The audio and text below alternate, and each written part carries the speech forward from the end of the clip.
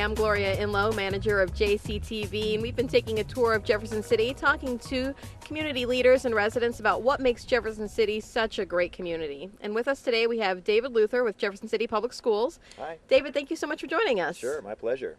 Well, David, tell us a little bit about what you do here in the school district. Well, I'm the communications director, so I oversee anything that has to do with media, but I also am part of the group that works as far as staff morale. We do a lot of events for our staff, and mainly just making sure that our community, our parents, and our staff know what's going on throughout the school district. It's sort of the information out and information in guy. What do you like best about your job here? You know, I love the fact that I'm still working with students. I taught for a long time, and I like to be able to get into the buildings and watch teachers and students interact. And I like working with the parents. We have a lot of parent volunteers that work in our school system. We're constantly out talking with them, getting their thoughts on how we're doing, and that's just it just kind of reaffirms in me that we have a district and a group of families that really care about our schools. Well, you said that you do interact a lot with the parents, probably with the students too, the people that make up Jefferson City. What's your impression of Jefferson City when it comes to the people who live here? You know, Jeff City is just it's a great place to be. I'm a transplant. My wife is a Jefferson Cityan, but you know, there's so much to do here. The people are friendly. It's a wonderful town. It's kind of got a town and country feel to it. You know, it's big enough that there are things to do, and there's, you know, a wide variety of people and you know, diversity. But at the same time, it's got a small town feel too.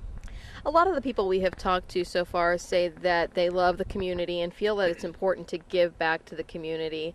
Is that something that you agree with, and how do you try to incorporate that into your day-to-day life? Well, obviously, in just the very nature of my job, there's quite a bit of that. But you know, from a personal level, I'm involved in Habitat for Humanity. I'm involved with you know, the Chamber of Commerce in a variety of ways. I work with the CVB. So, you know, there's a number of ways that if people are interested in giving back to their community, they can do it. But just the role of being the school community liaison, that just allows me to do that on a regular basis. Well, we're here today, obviously, at Thorpe Gordon Elementary School.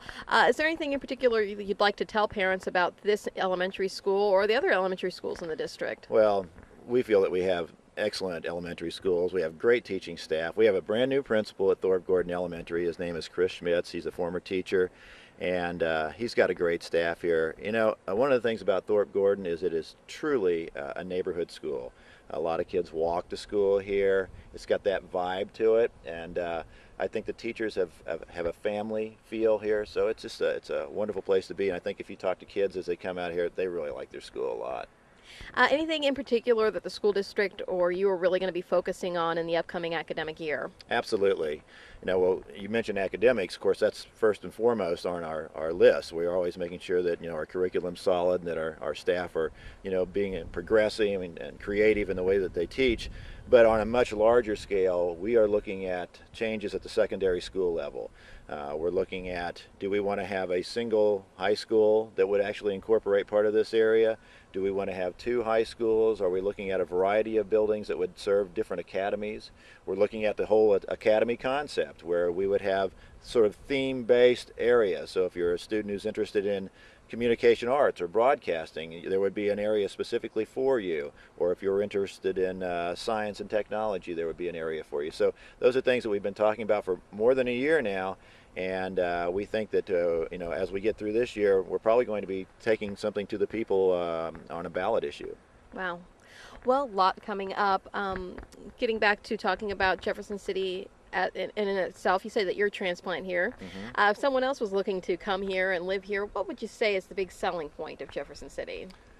Well, I know that a lot of people would say, well, it's a great family atmosphere, and that's true. It certainly is a great place to bring a family or to start a family. But I think that people are starting to recognize that there are a lot more things to do in this town than maybe there used to be. There's some nightlife. There's some great restaurants. We have a vibrant theater group here in town. There's plenty of things to do in the evening as well.